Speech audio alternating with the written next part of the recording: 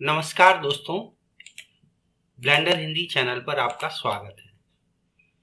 दोस्तों, पिछले वीडियो में हमने आपको बताया था ब्लेंडर के कुछ सिलेक्शन टूल्स के बारे में, यानी ऑब्जेक्ट्स को सेलेक्ट और डीसेलेक्ट कैसे करना है।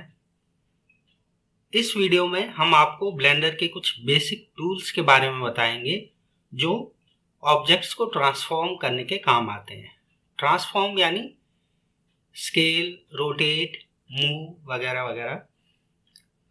तो दोस्तों, सबसे पहले अगर आप कोई ऑब्जेक्ट ब्लेंडर में ऐड करना चाहते हैं तो आप शिफ्ट के साथ ए की दबाइए और जो मेनू खुलेगी उससे ऑब्जेक्ट सेलेक्ट कर लीजिए, तो ऑब्जेक्ट आपका ऐड हो जाएगा। बॉटम लेफ्ट के पास आपको एक पैनल खुला हुआ दिखाई देगा जिससे आप ऑब्जेक्ट को फाइन ट्यून कर सकते हैं, उसका साइज, उसका रोटेशन जहां पर भी एप्लीकेबल हो, रोटेशन, साइज या लोकेशन वगैरह आप उसकी फाइन ट्यून कर सकते हैं। दोस्तों, नया ऑब्जेक्ट वहीं पर ऐड होता है जहां पर ये 3D कर्सर है। ये जो लाल और सफेद रंग की रिंग दिख रही है और टारगेट का निशान जैसा दिख रहा है, ये 3D कर्सर है। शिफ्ट के साथ आप राइट क्लिक करके और ड्रैग करके कहीं पर भी इस 3D कर्सर को रिपोजिशन कर सकते हैं। अब अगली बार आप कोई नया ऑब्जेक्ट ऐड करेंगे तो ये नया ऑब्जेक्ट इसी 3D कर्सर की पोजीशन पर ऐड होगा। ये बात आपको ध्यान रखनी चाहिए। अगर आप ऑब्जेक्ट को डिलीट करना चाहते हैं तो डिलीट की दबाइए या एक्स की दबाइए और ऑब्जेक्ट डिलीट हो जाएगा। अगर आप इस एक्शन को अनडू करना चाहते हैं यानी पलटना चाहते हैं तो आप कंट्रोल के साथ Z की दबाइए और एक्शन अनडू हो जाएगा। ये सिर्फ डिलीट के लिए नहीं, कोई भी एक्शन आप अनडू करना चाहें तो कंट्रोल Z दबाइए। और अगर आप एक्शन को रीडू करना चाहते हैं यानी अनडू के बाद फिर से वापस करना चाहते हैं तो आप कंट्रोल और शिफ्ट के साथ Z की दबाइए और एक्शन रीडू हो जाएगा। दोस्तों, मूव करने के लिए G की का यूज किया जाता है। G की यानी ग्रैब, ग्रैब मतलब पकड़ना, तो पकड़ करके मूव कराते हैं। तो ये देखिए, आप G की से ऑब्जेक्ट को मूव कर सकते हैं। इसी तरह R की यूज होती है रोटेट करने के लिए यानी ऑब्जेक्ट को घुमाने के लिए। ये देखिए, ये रोटेट हो रहा है। एक और रोटेट का तरीका है, वो है ट्रैक बॉल रोटेशन, जिसे आप डबल R यानी 2 बार R दबा करके एनेबल कर सकते हैं। ये देखिए, ये ट्रैक बॉल रोटेशन है, मतलब ये फ्री फॉर्म रोटेशन है। किसी भी तरह से किसी भी साइड पे रोटेशन फ्रीली होती है, इसको ट्रैक बॉल रोटेशन कहते हैं। इसके लिए आपको 2 बार R दबाना पड़ेगा ऑब्जेक्ट को सेलेक्ट करने के बाद। और ऑब्जेक्ट को स्केल करने के लिए यानी बड़ा या छोटा करने के लिए आप S की दबाइए। ये देखिए, ये स्केल हो रहा है। दोस्तों, अगर आप ये ट्रांसफॉर्मेशन केवल एक एक्सिस पे चाहते हैं, यानी आप मूव तो करना चाहते हैं लेकिन केवल एक्स एक्सिस पे या वाई एक्सिस पे या जेड एक्सिस पे, आप स्केल तो करना चाहते हैं लेकिन केवल एक ही एक्सिस पे, रोटेट करना चाहते हैं तो केवल एक ही एक्सिस पे, तो इसके लिए आपको पहले ये जो की हम दबाते हैं ट्रांसफॉर्मेशन के लिए G, R या X, उसके बाद आप एक्सिस की दबाइए और फिर आप ट्रांसफॉर्म कीजिए। देखिए, मैं आपको दिखाता हूं। पहले मैंने G की दबाई, अब मैं केवल X एक्सिस पे इस ऑब्जेक्ट को मूव करना चाहता हूं, यानी जिधर रेड लाइन जा रही है, तो मैं X दबाता हूं और अब मैं माउस से मूव करूंगा तो सिर्फ X एक्सिस पे ऑब्जेक्ट मूव हो रहा है। इसी तरह मैं Y एक्सिस के साथ भी कर सकता हूं, ये देखिए, और Z एक्सिस के साथ भी कर सकता हूं। इसी तरह रोटेट करने के लिए भी मैं R और फिर X दबाऊंगा तो सिर्फ X एक्सिस के चारों तरफ ये ऑब्जेक्ट घूमेगा। अगर मैं R और Z दबाता हूं तो सिर्फ Z एक्सिस यानी वर्टिकल एक्सिस के चारों तरफ ये ऑब्जेक्ट घूमेगा। स्केल करने के लिए भी यही मेथड है, पहले S की दबाइए और फिर एक्सिस की दबाइए। जैसे मैं Y की दबाता हूं तो सिर्फ Y की पे ये बड़ा होगा ऑब्जेक्ट। ये देखिए बड़ा छोटा Y एक्सिस की लाइन पर ही हो रहा है। अगर मान लीजिए आप चाहते हैं कि ट्रांसफॉर्मेशन हो तो एक एक्सिस एक्सक्लूड हो जाए और बाकी दो एक्सिस से बना हुआ जो प्लेन है उसी में ट्रांसफॉर्मेशन हो, यानी अब हम उल्टा करना चाहते हैं। पहले एक एक्सिस पे ही रोटेट करना चाहते थे, अब हम चाहते हैं कि एक एक्सिस पे कोई असर ना पड़े, बाकी दो एक्सिस से जो प्लेन बना है उसी में ट्रांसफॉर्मेशन हो। तो इसके लिए हम एक्सिस को एक्सक्लूड करने के लिए हम शिफ्ट के साथ उस एक्सिस की दबाएंगे। जैसे अभी ये देखिए ये एक्स वाई का प्लेन है, ये जो हरी लाइन और लाल लाइन के बीच में ये जो प्लेन है या ये जो प्लेन है ये एक्स एक्सिस और वाई एक्सिस के बीच में है। तो जेड एक्सिस इसमें नहीं है, मतलब हम चाहते हैं कि ऊपर नीचे ऑब्जेक्ट को मूव ना करें, सिर्फ जो ग्राउंड प्लेन है उस पर मूव करें। तो इसके लिए हमें जेड एक्सिस को एक्सक्लूड करना पड़ेगा। तो पहले हम क्या करेंगे, जी बटन दबाएंगे ग्रैब के लिए, फिर शिफ्ट के साथ जेड की दबाएंगे तो जेड एक्सिस एक्सक्लूड हो गया। अब हम इसको मूव करेंगे तो देखिए ये प्लेन पर एक्स वाई एक्सिस के प्लेन पर तो मूव कर रहा है लेकिन ऊपर नीचे नहीं जा सकता। देखिए तो ये जेड एक्सिस एक्सक्लूड हो गया।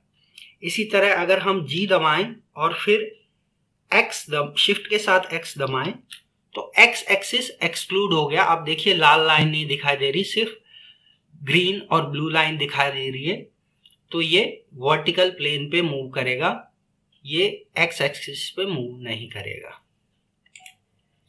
इसी तरह अगर मान लीजिए मैं चाहता हूं कि ये ऑब्जेक्ट स्केल हो लेकिन y की डायरेक्शन में स्केल ना हो, तो मैं पहले S दबाऊंगा स्केल के लिए, फिर शिफ्ट के साथ y दबाऊंगा और अब देखिए ये एक्सिस z एक्सिस के साथ भी ये स्केल हो रहा है और x एक्सिस के साथ भी स्केल हो रहा है, लेकिन y की डायरेक्शन में ये स्केल नहीं हो रहा है, हरी लाइन की डायरेक्शन में स्केल नहीं हो रहा है।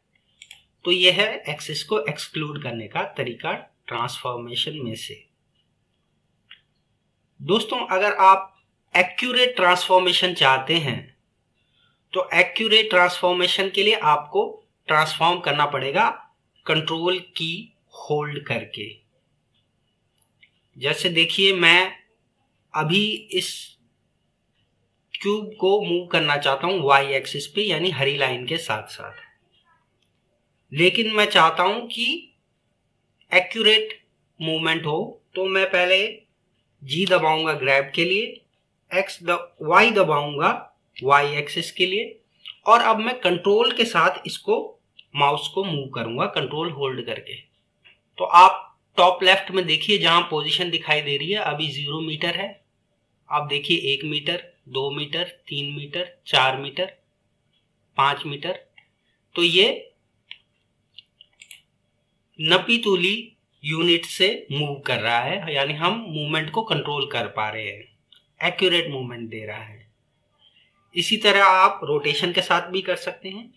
आर की दवाई रोटेशन के लिए, जेड की दवाई जेड एक्सिस के लिए, और अब कंट्रोल के साथ मैं इसको घुमाऊंगा माउस को तो देखिए हम इस रोटेशन मूवमेंट को कंट्रोल कर सकते हैं और एक्यूरेट एंगल आ रहे हैं। अगर मैं कंट्रोल की को छोड़ दूं तो देखिए आप डेसिमल में भी एंगल दिखाए जा रहे हैं और अब इसका कोई कंट्रोल नहीं है। अब ये फ्री फ्लो एक तरह से रोटेशन हो रही है। तो अगर आप एक्यूरेट मूवमेंट, एक्यूरेट ट्रांसफॉर्मेशन चाहते हैं तो कंट्रोल के साथ आप रोटेट, मूव या स्केल करें। दोस्तों अगर आप टी की को दबाएंगे कीबोर्ड पर तो लेफ्ट में टूल बार खुल जाएगी। इस टूल बार में भी ये ट्रांसफॉर्मेशन के टूल्स हमारे पास हैं। जैसे ये चारों तरफ जो तीर जा रहे हैं ये मूवमेंट का या ग्रैब का हमारे पास टूल है, उसके नीचे रोटेशन का टूल है और उसके नीचे स्केल का टूल है। तो ये जो मूवमेंट का टूल हम अगर क्लिक करते हैं तो देखिए ये गिज्मो हमारे ऑब्जेक्ट पर आ गया है। अब आप इससे मूव कर सकते हैं। अगर बीच में ये जो सर्कल है इस पर क्लिक करके ड्रैग करेंगे तो कहीं भी मूव कर सकते हैं, किसी भी एक्सिस पर। लेकिन अगर इन तीरों पर आप पकड़ करके यानी माउस बटन क्लिक करके मूव करेंगे तो जिस रंग का ये तीर है उसी एक्सिस पे मूव करेगा। तो हरे पर अगर मैं क्लिक करके मूव करता हूं तो सिर्फ वाई एक्सिस पे मूव करेगा, अगर नीले पे करता हूं तो सिर्फ जेड एक्सिस पे मूव करेगा। नीचे जो रोटेशन का टूल है उसी तरह यहाँ अब रोटेशन का गिज्मो खुल गया। अगर आप नीले वाले हैंडल को माउस क्लिक करके ड्रैग करेंगे तो सिर्फ वर्टिकल एक्सिस यानी जेड एक्सिस के चारों तरफ ये रोटेट होगा हमारा ऑब्जेक्ट। ये देखिए, अगर आप इस सफेद सर्कल के अंदर कहीं क्लिक करके ड्रैग करेंगे तो फ्री फॉर्म रोटेशन होगी, यानी एक्सिस की बंदिश नहीं रहेगी। लेकिन दोस्तों ये जो लेफ्ट टूल बार के बटन हैं उनसे अच्छा तो ये है कि आप हॉट की यानी शॉर्टकट ही यूज करें, क्योंकि उन्हें यूज करके हम फास्टर काम कर सकते हैं, ज्यादा तेजी से काम कर सकते हैं। लेकिन हाँ एक बात है, ये जो लेफ्ट में स्केल का टूल है इसमें एक ऑप्शन है स्केल केज। ये स्केल केज ऑप्शन जो है इसके लिए कोई हॉट की या शॉर्टकट नहीं है। तो ये स्केल केज क्या करता है, एक तरह की केज या पिंजरा सा ऑब्जेक्ट पे बना देता है और आप जहां पर क्लिक करेंगे उसके हिसाब से ये स्केल करेगा। जिस जगह पर जिस पॉइंट पर क्लिक करेंगे उसके हिसाब से ये स्केल करेगा। तो ये स्केल केज का फंक्शन है। तो ये तब ज्यादा काम आ सकता है जब ऑब्जेक्ट चारों तरफ से एक जैसी साइड वाला ना हो, अलग अलग साइड पे अलग अलग तरह के फीचर्स हों, तो वहां पर ये यूजफुल हो सकता है। अब एक इम्पोर्टेंट और इंटरेस्टिंग फीचर के बारे में बात करते हैं जिसे कहते हैं प्रोपोर्शनल एडिटिंग। यहाँ देखिए मेरे पास ये कई सारे क्यूब्स हैं। अब मान लीजिए मैं इन क्यूब्स को मूव करना चाहता हूँ वर्टिकली ऊपर या नीचे, लेकिन मैं चाहता हूँ कि प्रोपोर्शनली और क्यूब्स भी मूव हों, लेकिन प्रोपोर्शनली यानी प्रोग्रेसिवली मूव हों, मतलब वो सारे एक बराबर मूव ना हो। जैसे जैसे हम बाहर की ओर जाते जाएं वैसे वैसे कम कम मूवमेंट होती जाए। जो बीच वाला है वो ज्यादा मूव करे, फिर उससे बाहर वाला थोड़ा कम मूव करे, उससे बाहर वाला उससे भी कम मूव करे, और जो सबसे बाहर वाला और भी कम मूव करे। यानी प्रोग्रेसिव मूवमेंट हो या प्रोग्रेसिव स्केल हो या प्रोग्रेसिव रोटेशन हो। तो इसके लिए हम प्रोपोर्शनल एडिटिंग का यूज करते हैं। तो यहाँ आप टॉप में जाएंगे, टॉप में मिडिल के पास यहाँ आप देखेंगे ये एक सर्कल और बीच में एक डॉट का निशान है, ये प्रोपोर्शनल एडिटिंग का बटन है।